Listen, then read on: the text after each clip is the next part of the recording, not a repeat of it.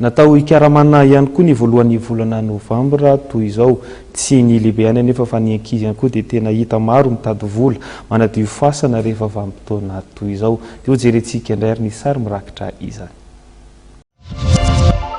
Maro dia maro ireo ankizy mipetraka manodidina no tonga etsy amin'ny fahasambainy Anjanahary rehefa voalohan'ny volana novambra toy izao, manampy ireo olona manadio fasana sy manao ny iraka madinika.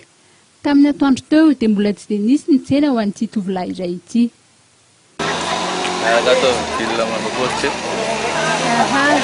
Zany hoe ny karama. Mbola tsy nahita.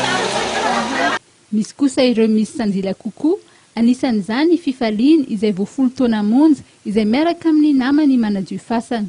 Ity rehefa 1er novambra ohatr'izao, ny asa tena ataonay madinika dia manadio fasana ety.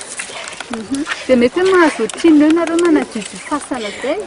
Rehefa hoe fasana ray hoe tsy tokana ve? Mahazo eo amin'ny 15 000 eo any fotsiny. Dia raha ny androany hoe efa betsaka ny olona miantso anareo? Ie. Efa fanidininy amin'ity zao.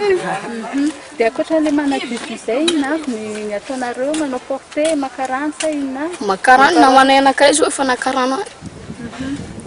Dia ny ray aman-dreny mihitsy hoe mampirisika hoe mandeha miasa asa kely zay fa na zay mihitsy mba hoe mbeo entina makatrakatra kely any dia. Isa-taona ve zany na koa manao an'izany hatramin'ity volana? Isa-taona mihitsy ka. Dia mieritreritry lahy zao mety hoe tokony mahazo trinao androany dia atao inona ilay vola azo? Ny vola azo angonina vitanadana zavatra angonina. Ohatra dia na profenalata, kansa. Akoho. Tsy ireo ankizilahy kely ihany moa no mikarama mitady vola rehefa voalohan'ny volana novambra toy izao, fa nahitana ankizivavy kely maro ihany koa tetỳ atoerana.